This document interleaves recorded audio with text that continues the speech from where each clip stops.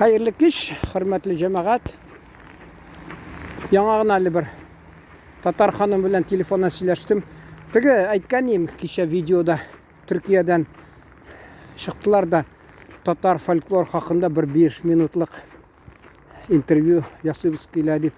Шуңа инде таптым инде бер ханым бик кызыксына, хатта ул күп татар милли нәрсә йолаларын белә, бәйрәм менә ди бездә 9 Uşa dekabrın günü ayının gününde hatta energetik medeniyet sarayında Tatar bayramı tigi qas ölmesini uzdırabız di.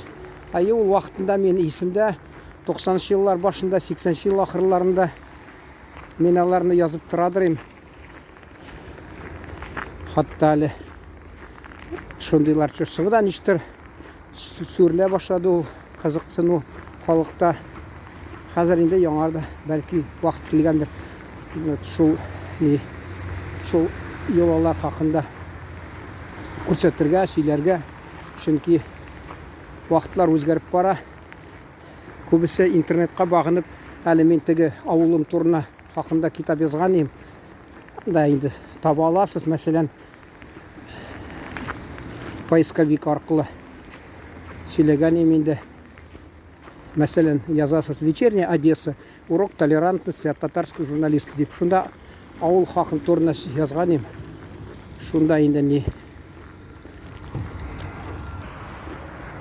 Шунда бабаларыбыз кайчан килгәннәр, ничә буын монда тора Оренбур өлкәсендә, Елизавета чорындаларны шунда сөргәннәр. Менә бу Тап менә шушы җирдә үсеп барганда мин берничә атналык сөйләгәнем. Урыс җыры бер казацкий җыр елап җырлый на чужой нәрсә инде сторонки Илецкая нәрсә дип. Безнең ата-бабаларыбыз мыкты булган, алар рухлары көчле булган, алар бер дә җырламаган, андый җырлаган җырларда калмаган.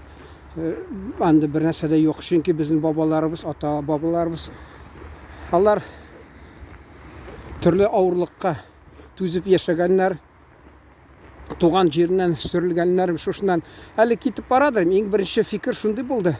Әйтәм, Хамид, менә бит, мәсәлән, бәлки безнең әбиебез гомер буена теләчәге булган, әтигә дә мәрхүмгә әйткән, балам, туган авылма барып алып кайт дигән. Авыл теге Утар дигән авыл Казан ягында. Яшь чагында бабай аны теген иткән. Бабайга китергәннәр аны. Бабайның дусы булган, ул әйткән, өйләнәсе киләме? Өйләнәсе. Миндә менә сеңлем бар, нинди кыяфәте менә шушындай яри җибәр дигән шул. Әби юл буена инде теге Абдулла Тукай Җаек шәһәренә бит 2 атна барган, әллә 17 көн, әллә 15 көн чанада кибиткә. Бу да инде юл буена килгән, шулай Ходай Тәгаләдән сораган, ишкән кеше булмаса инде яраты дигән. Аллаһ Тәгалә кабул иткән инде дугасын. Эшә торган кеше булмаган, тик бераз кытыра торган мөнәзе шундый булган. Ул инде соңыннан әби мәрхүм әйтәдер, кайта эшкән булса ди, андый кытырган карт булганчы ди. Хатта ахыргы кичә яшәгәндә дә әни мәрхүм әйтәләр, алар әрәпләшеп яталар иде. Шулай дип. Шуны әйтәс килә, менә аларның теге әни ягыннан бигрәк. Алар шул күрмәгән инде, туган авыл күрми калган, кыш чагында киткән дә 82 яшькә хәтле шул мескен хыялланып йөргән инде. Ул вакытта бит инде анда туганнар да калмаган инде. Шуңа күрә берәү дә җибәрмәгән. Безнең әтинең бер туган сеңлесе әйтәдер, бер якка җыйналсак, әтигез ди, әнигез ди, тагы авырлыкка узадыр, чөнки 11 бала тапты, әни мәрхүм. Шуңа күрә ди, бармады ди. Ул теге ата-бабаларыбыз теләчәкләре бәлки дә кайчан булса да кабул кыладыр инде Аллаһ Тәгалә. Шуңа күрә әйтәс килә, мәсәлән, ул безнең теләчәкләр булгандыр, әни яктан да алар инде 14 безгә кадәр 14 нәсел Оренбур губерниясына урнашкан. Шунда алар да сагынгандыр инде бераз. Инде әйтәс килә, менә күрдегезме, менә безнең әтинең сеңлесе шусында күчте. тұрып шушында ғұмыры өтті. Менің апам бір туған шушында мәселен тұра. Мен біле Аллаға шүкір шуш Татарстанда яшейм. Ата бабаларыбыздың дұғалары қабыл болғандыр бәлки, шуны көре инде. Әлі бір мәрхүм абыйым мында келіп бір ел тұрды да, шул вақытта мен университетті тамамлағаш айтып сөйлеген ем әлі. Шушы жаққа ішкі орнашыға кеткен ем, олайты. Ишмасам сендей кіші кебек яшады біздің халқыбыздың жерінде де. Мұнда халық аңламайды, ол нендей зор бақыт екен өзінің халқың білен бірге яшау. Айталар, міне шундай айтым бар, халықта әлі татарда ол неде мәселен де бай кіші шет елде де хайыршым әлі не құл де, богач на чужбине бедняк дейлер. Неде туған еліңді, шет елде хан болғаншы туған елінде құл бол деп мәлі қайсы кімдер айтқан бола түрліше сөйлелер. Шуны айтасы келе, ол бәрібір енді иелешкенше оңай нәрсе түгіл. Енді шул міне біздің ата бабаларыбыз ғасырлар бойынша шушыл яқларда келдер еді. Ол яри міне 61 еліне келділер. Кірәшінлерді татарлар, мұсылманлар мәселен Целинаға деп. Алар енді үлімте нелер қалған үлімтелері, шөнки алар еш барып шында қайтып келелері. Хатта біздің ауылдағы да бір апа, мен еске алып сөйледі, мен барып қайттым Татарстанға туғанларға деп. Біздің ауылда мәселе кірәшінлер бек көп үлімтеде тұрды. Шына көре алар міне шу 90 жылларда ауырлы уақыт келгеш шыра. Алар енді шул Татарстанға бұрылып кеттілер туғанларына. Хатта бірсі міне Кириллов деген рахметтенерге шалтыратып келді. Міне Төләчи районда менде заведующий ферма болып ішлейм, қонаққа келіп. Мен айтам, мен барырым, бек яқшы кішілер алар, Кирилловлар. Әне мәрхүм айтадыр, алар де не нәрсе исімәнін шул тігі Кірәшін ханым, анда анын балалары бек яқшы де, алар де шундай де тәртиплі, тәрбиеленген, шундай ақыллалар де. Хатта мен су кетіріп барғанда мен көтершіп баралар еді.